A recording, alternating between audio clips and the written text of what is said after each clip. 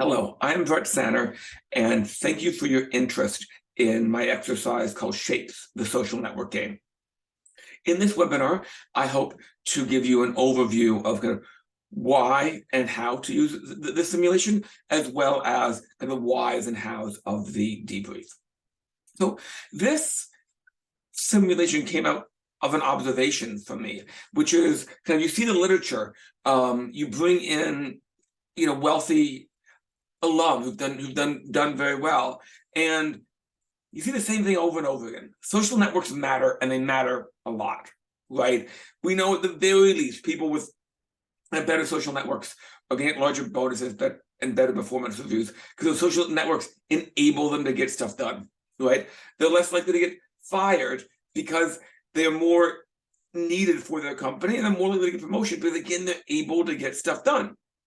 But then when I used to try to teach this stuff about social network, I found it very challenging because the concepts can seem intractable, right? What is a bridge? What is centrality? How do you get those? How do you get those things? And so what this kind of game is meant to address or is kind of find a way for students to tangibly kind of do networking, get feedback on networking, be able to get quantifiable results. And by doing that, kind of when you talk about the concepts, when they embark on their own networking, what you'll find is they're much better able to do it because they've had this experience. Now, the simulation of a few primary learning goals really kind of designed to address, and then there are some secondary which it works well for if you are limited on the number of exercises you can do in your class. So the primary kind of, it's really meant to help students understand how to grow their social networks. Like, as you'll see when I describe it, the students will have to introduce themselves to others in the class to start the networking process, and they'll be able to reflect on that and kind of learn from it as they do it. They'll also be becoming more comfortable doing it by having that practice in your class, right? And kind of back to the saying about kind of what is bridges, centrality, diverse knowledge in the network, and all of those things are central to doing well in this simulation. What you'll find if you use it is the broader the network, the more bridges students have, inevitably the better they will do, and you'll be able to talk about exactly how they did it with that student, so the other students can see how to do it as well. And then, when they've done this, they'll see that those who are better networkers get quantifiable better results, and that should then motivate them to really be interested in kind of what can they do to become a better networker and kind of use that network to move their career forward. And so they should help kind of motivate that as well. There's a few other things which it can be used for. The other exercises where they're kind of more central to it. One is topics on negotiation. So when I used to do a broad OB seminar, I was able to use that for this because each student in part of the networking and going around engaged in at least 15 very quick negotiations. There's a lot of examples from themselves to pull from. Also topics on power and influence, right? The students who have kind of more asymmetric connections and information will end up having more power in the negotiations, and on average do better. So you're able to highlight that and kind of use it as a point to go more into those concepts that I'm going to go into. And lastly is ethics. So the students are going to be kind of engaging in a bunch of mini negotiations over an hour-ish period. And what will likely happen is there will be some students who are less forthright at the beginning than others. They'll do quite well at the beginning, but their reputation will eventually catch up to them. And the simulation can be a bouncing off a certain point for things on those topics as well. And that's kind of why you should consider using your class. Feel more about kind of the what is it. So it is a situation where each student can trade their shapes, which have a point value longitude, to any other student in the in the class. Right? And the point takes on the value that it is worth to the student, not the value traded away. Right? So if I have a square that's worth 2 points, I trade it to you, and squares worth 4 points to you, then squares become worth 4 points each. The students will do this over 4 rounds, and the rounds will change slightly between each one. Right?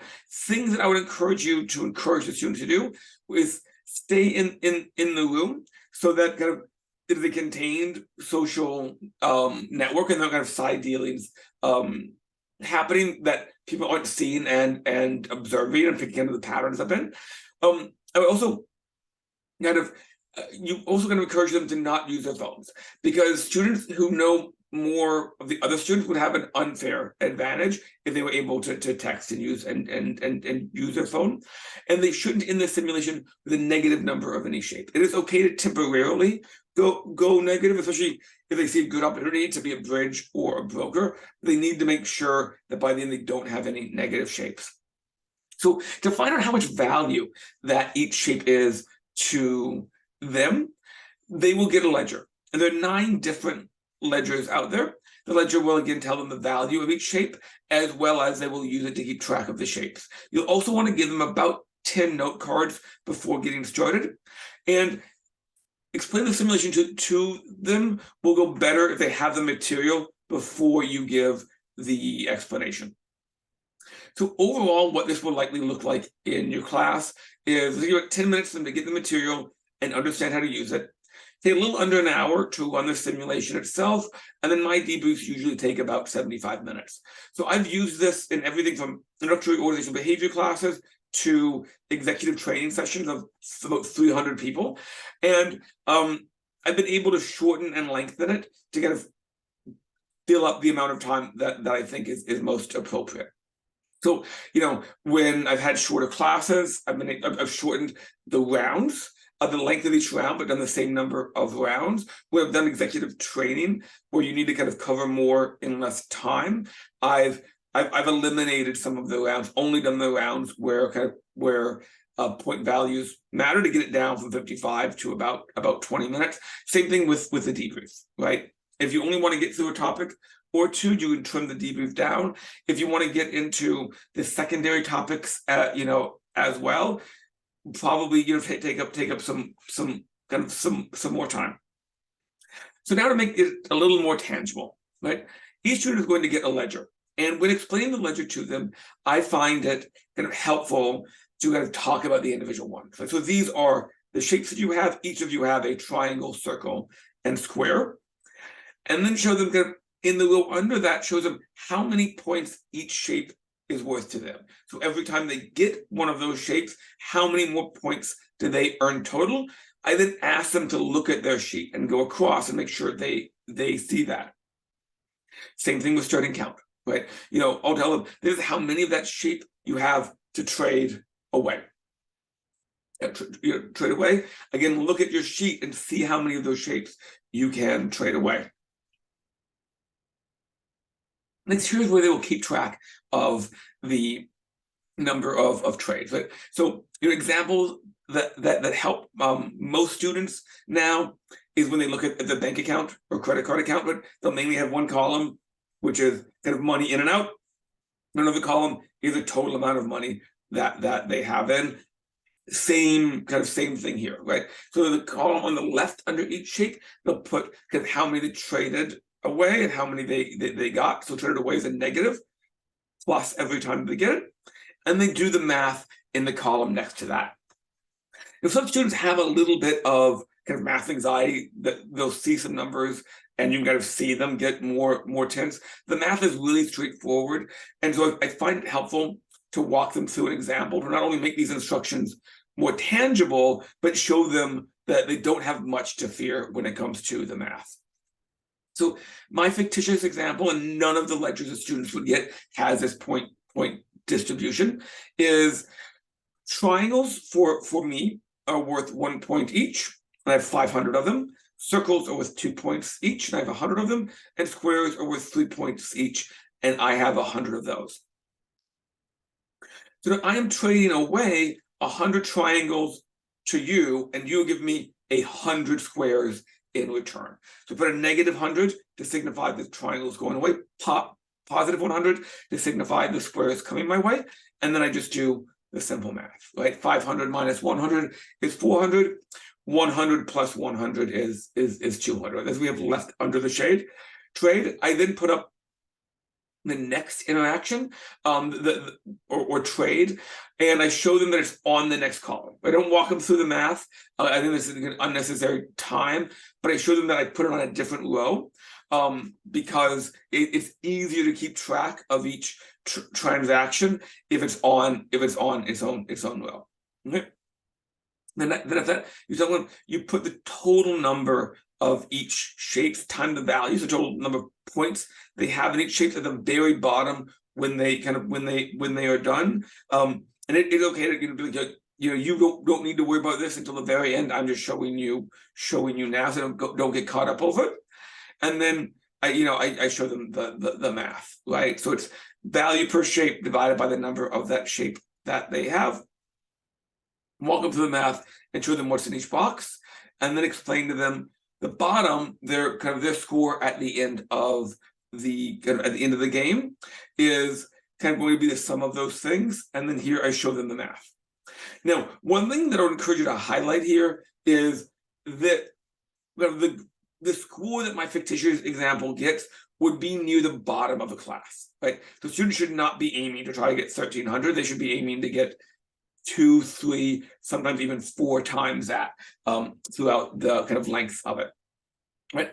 And once you've gone over that, I would reiterate that the trading shapes, certain shapes take on the value in terms of points when they get it, and that each round is going to be slightly different.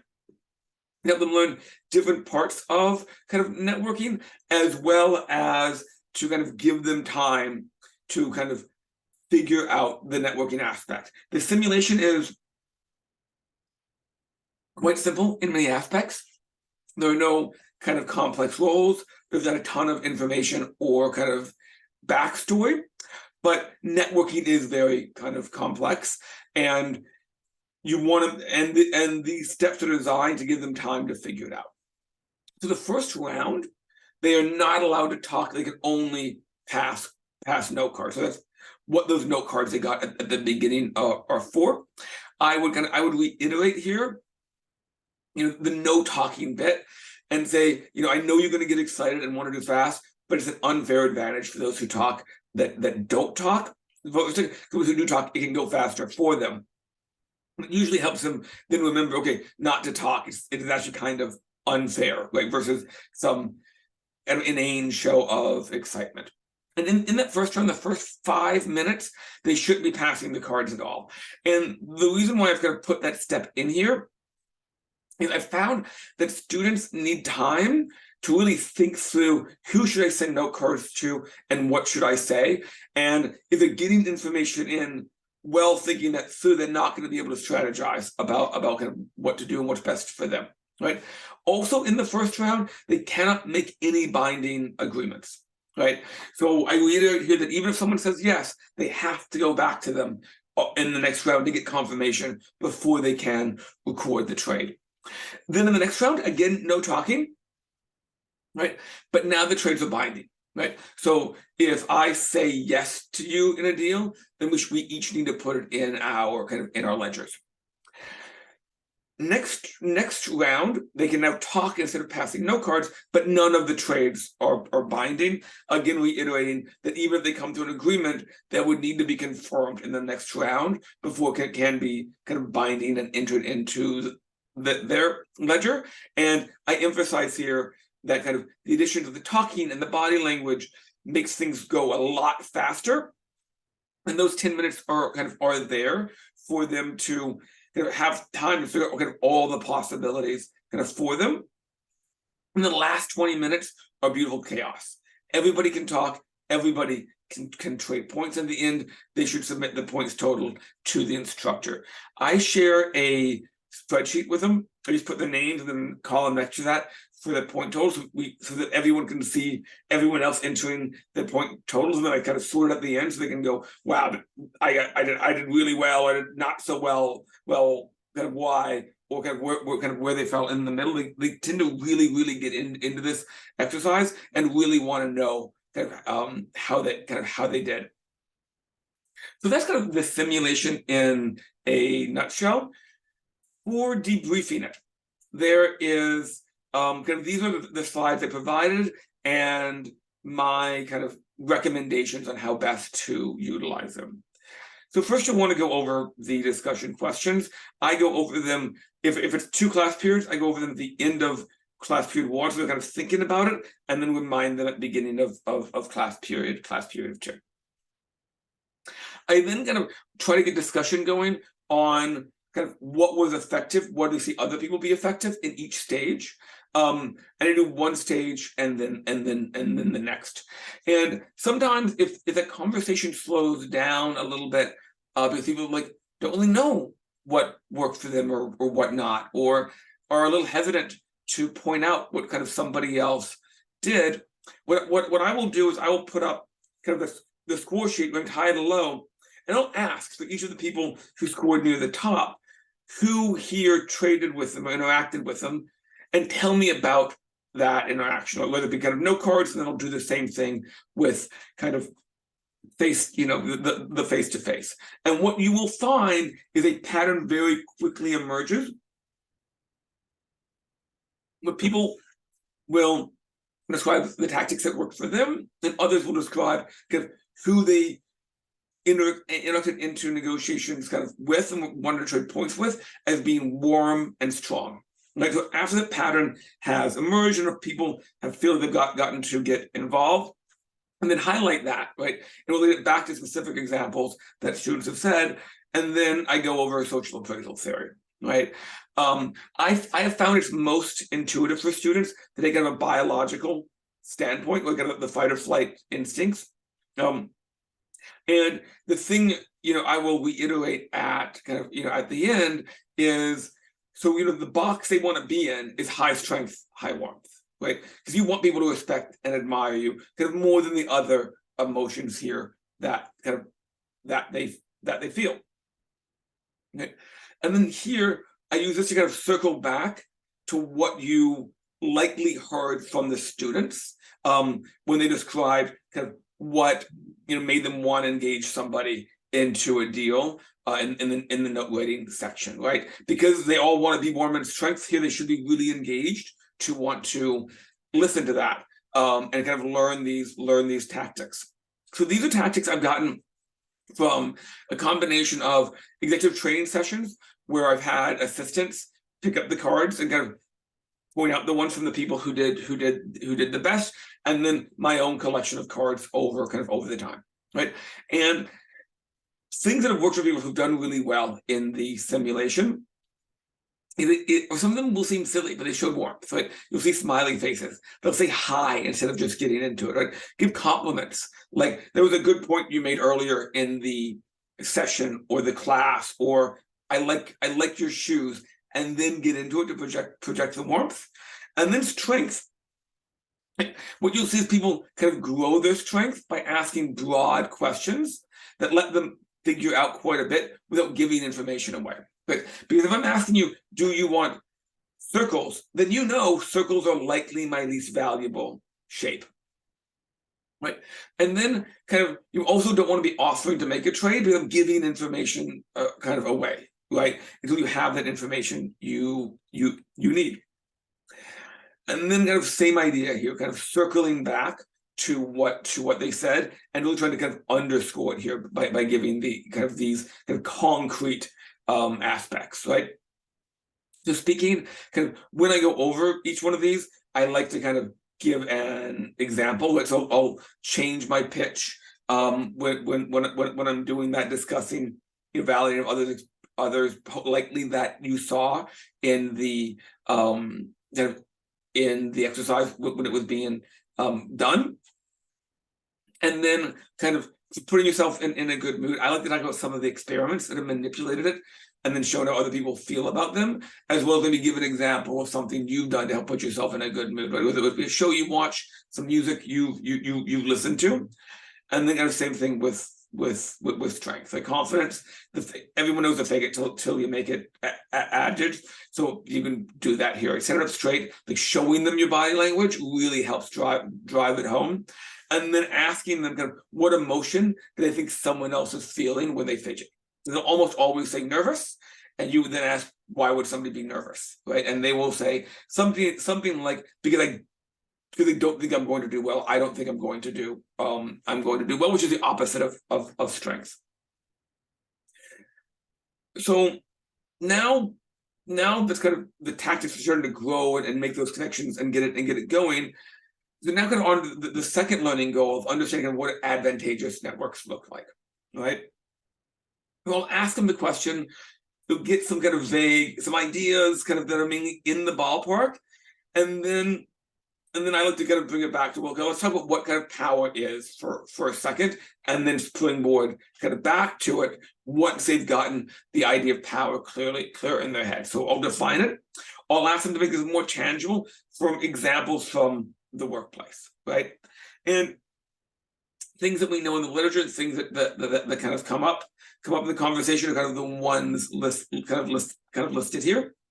I'll kind of go through and explain each one a little bit, and then kind of iterate back to it. So how could you grow power in the exercise, right? And they will kind of come back to really some example of all of these that relates back to the exercise. But money for them is kind of how much of each shape do they have, especially compared to kind of what else is out there in the market. They'll bring up kind of asymmetric information that they've got from the networking. They'll talk about their network, and then kind of likely when people have identified someone who's been unethical a little bit, they're unlikely to call that person out by name, but they're likely to point out kind of reputation with someone, I really tried to avoid talking to. They didn't think it'd be a good use of your time. I think that was to further highlight how much this kind of seemingly simple and an unrealistic thing of point trading is actually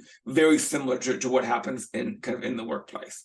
And then kind of drive these points home a little more. I'll show them these pictures and ask them who is more influential. Most students will say A.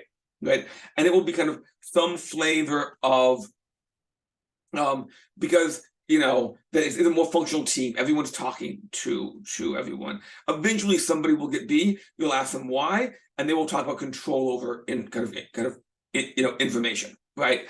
And then you got to talk about how that's important within a team, across teams, and organizations, and then you'll ask anybody if they found a way to be a broker in the simulation. Well, 50-50, someone will say yes and explain what they did. Other 50%, they'll say no. Either way, you can then kind of show them what becoming a broker looks like, right? This first example here is just kind of A and C, each trading shapes to one another, and A and C each profiting. Now here I highlight how B interjected themselves between A and C, kind of found out what A and C wanted and was able to make a deal that benefited B, right? And then to kind of help them connect this tactic that hopefully have a light bulb moment. Wow, okay, this could have really worked in the simulation, to their careers and business overall. I'll give examples from industry, right? Whether it be kind of retailers like Amazon, or companies that actually make tangible items like Apple, that put themselves in Foxconn and the and the end user quite well, and they'll also then connect that to in the workplace, right? The person who everyone has to go through benefits from the interactions because they're able to dictate how the conversations happen, what information goes through them. So by this point, they should be excited to learn, well, how do I become a broker in real life? And then you can walk them through these three steps. Last example I use here is I'll show them A and C here and highlight that each color means one of the different type of knowledge, right? Ask them who has more power. They will fairly mainly quickly go to A. You can help them understand what social capital is, and really underscore the importance of them networking outside of their immediate team and kind of hierarchy chart to develop a broad network, right? And you highlight some of the whys here, right? Which is less overlap of knowledge, we do a greater pool of knowledge, and the more kind of spread out people are in the organization, the less likely they are to form ties without, just the more stable that brokerage position is. And then I'll ask him kind of, who do they make the most advantageous deals with? And more specifically, kind of, were the people sitting next to you and your friends, or the people sitting farther away from you who you don't know so well? The pattern that emerges almost every time is they will say, the people I didn't know so well, and that sat further away. And you'll ask kind of, why do you think that is? They will almost inevitably say, because they knew about more opportunities, or that I didn't know about, otherwise.